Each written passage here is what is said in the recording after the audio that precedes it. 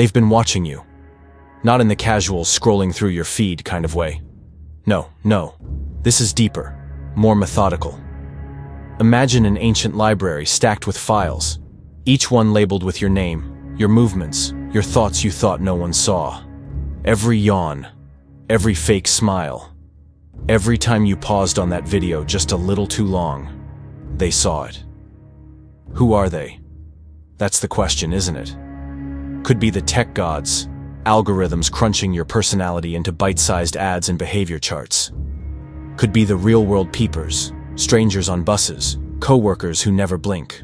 Or it could be them, the ones behind the curtain, the silent architects of your anxiety, the ones who feed off your uncertainty. But maybe, just maybe, it's not them at all. Maybe it's you, watching yourself spiral from a distance. Ever feel like your reflection lingers just a bit too long?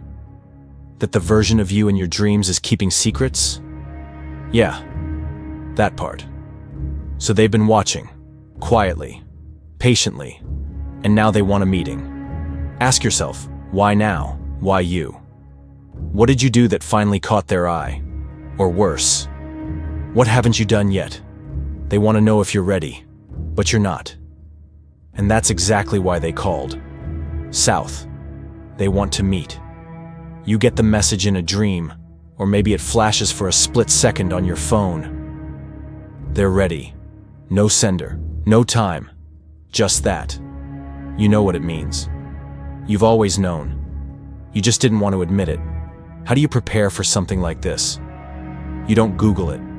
You feel it. It starts in your gut, then climbs up your spine. You stop scrolling. You stop speaking. You sit, you listen, because deep down, you know this meeting isn't happening in a boardroom. It's happening in the corners of your mind. You light a candle, not for vibes, for protection. You draw the blinds, you burn old notebooks, you shave your head, or maybe you don't. Maybe you just pace, back and forth, practicing answers to questions you've never heard. Because when they speak, they won't use words. They'll use memories. Moments, flashes of who you are and who you could have been. Preparation isn't about looking sharp, it's about unraveling. You go in raw, torn, honest, because the watchers don't care about your suit. They care about your scars. And here's the trick, you don't prepare to impress. You prepare to confront, to flip the table if you have to. They expect a pawn, give them a joker. This meeting isn't your trial, it's your audition. For what? You'll find out when the door opens. It doesn't start with a door. No. That would be too easy. It starts with a sensation, like your bones know something your brain doesn't. You find yourself walking, but you don't remember standing up. The walls change color, the lights flicker. Reality glitches like a corrupted file. That's how you know you're close. Every step is a memory you thought you'd buried. The hallway echoes with old laughter, yours, but twisted. You pass photos on the walls that morph when you blink. One moment it's your childhood bedroom, the next it's a hospital corridor, or maybe the back room of a store you swear you've never entered but you remember the smell. You're not alone. You never were. Shadows trail behind you but they never overtake. The watchers are always one step back, one breath behind your ear. They want you to feel the weight of their presence without ever seeing their face. Eventually, you arrive. A door, red and humming. No knob, it opens for you. Inside, a room with no walls, just chairs, circling like vultures. Every chair feels like it's occupied, but no one's sitting. It's the idea of someone. Dozens of eyes staring with no faces to belong to. And in the center, a chair. One chair. Your chair. You sit. Not because you want to, but because you have to. Because standing means rebellion, and they didn't invite you here to rebel. Yet. And as you lower yourself down, the room breathes. They don't speak with mouths. They speak in sensations. A sudden chill down your neck, that's a question. A tightness in your chest, that's pressure. The buzzing in your skull, that's judgment.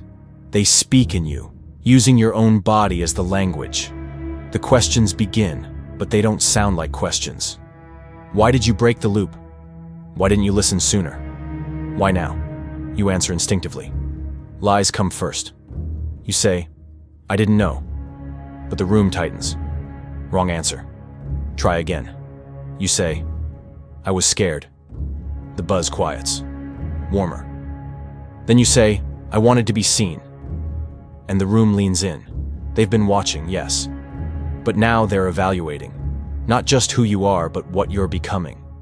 Are you a threat? A tool? A mirror? They don't care about your resume. They want your core.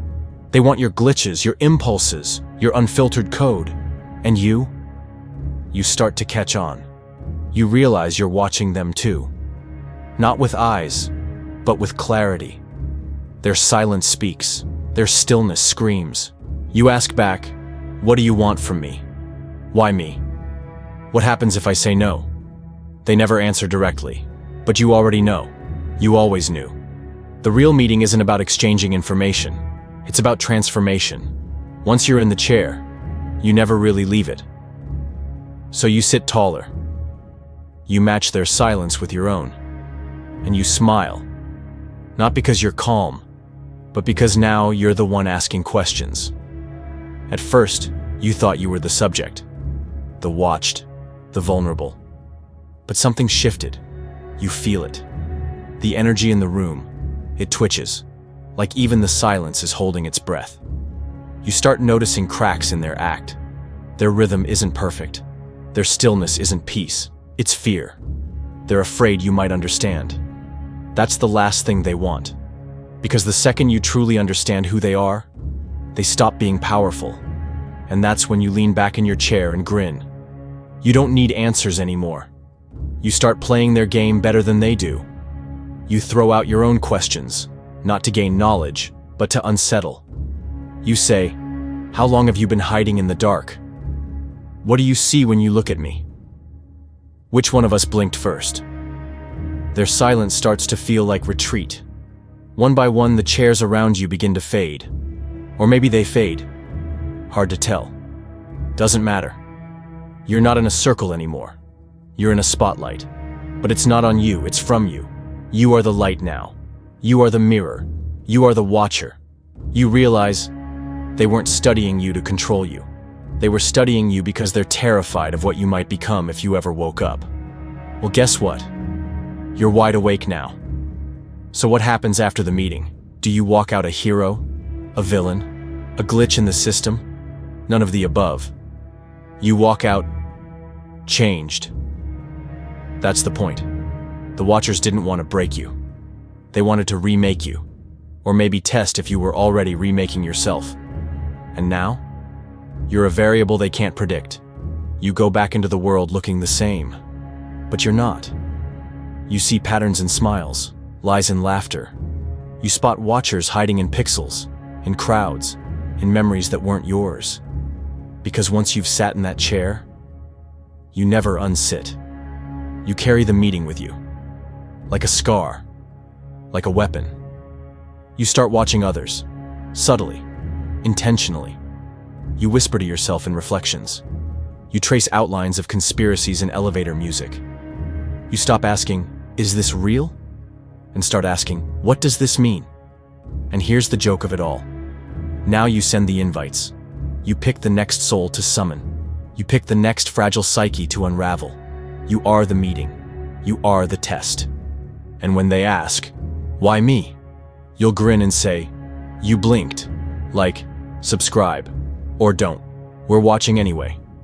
And guess what? Your invitation is already sent.